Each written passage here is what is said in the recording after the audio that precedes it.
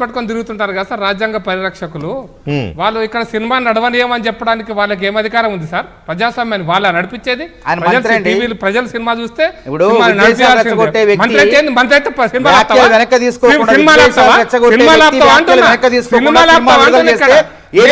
ఎవరు బాధ్యులు కాబట్టి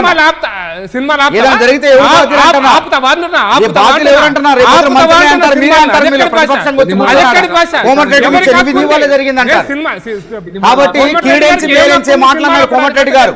మీరు కూడా అనాలోచితంగా మాట్లాడకండి దయచేసి. మాట్లాడతలేను ఆడనివ్వమంటే ఆయన బాధ్యత మంత్రి, ఆ శాఖకు మంత్రి ఆయన. అనుమతులు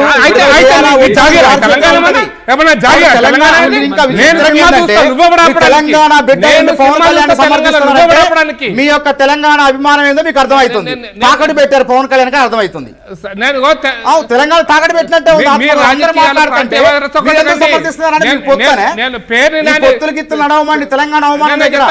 కోమటిరెడ్డి గారు ప్రజాస్వామ్యబద్ధంగానే మాట్లాడారు. ఆయన మంత్రి, ఒక్క మాట ప్రకాష్ రెడ్డి గారు ఒక్క మాట దయచేసి ఒక్క మాట. ఇప్పుడు తెలంగాణలో ఆయన మంత్రి, సినిమాటోగ్రఫీ మంత్రి.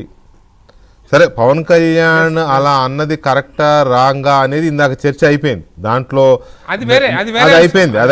ఇప్పుడు తెలంగాణ సినిమాలని కాదు, తెలంగాణను అన్నావు కాబట్టి నీ సినిమాలను ఆపేస్తా అని ఒక మంత్రిగా ఉండి ఎట్లా అంటాడు అని మీ క్వశ్చన్. ఒక మంత్రి హోదాలో ఉండి అనడం నీ తాత జాగీరని ఎట్లా అంటావు, అనకూడదు కదా అని. లేదా మీరు చెప్పింది అదే అర్థమైంది. నేనేమంటానంటే దానికి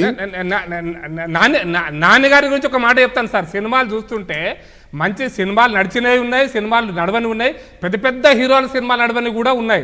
దాని అర్థం నువ్వు ఇష్టం వచ్చినట్టుగా సెటైరిక్గా మాట్లాడడం అనేటువంటిది ఆ మంత్రికి కూడా మంచిది కాదు. ఆ మంత్రికి కూడా ఆ స్థాయి కాదు. అది మంత్రి కాదు. మళ్ళీ ఎప్పటికి మంత్రి అవుతాడో కాడో మళ్ళీ అవుతాడో కాడో దేవుని అడగాల్సిందే. మళ్ళీ అవుతాడో కాడో మనకు తెలియదు.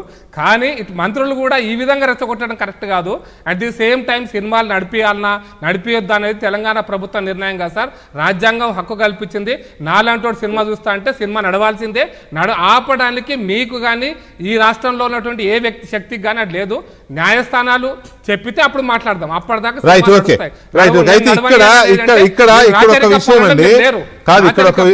సరే ఓకే, అది I got it you made your point.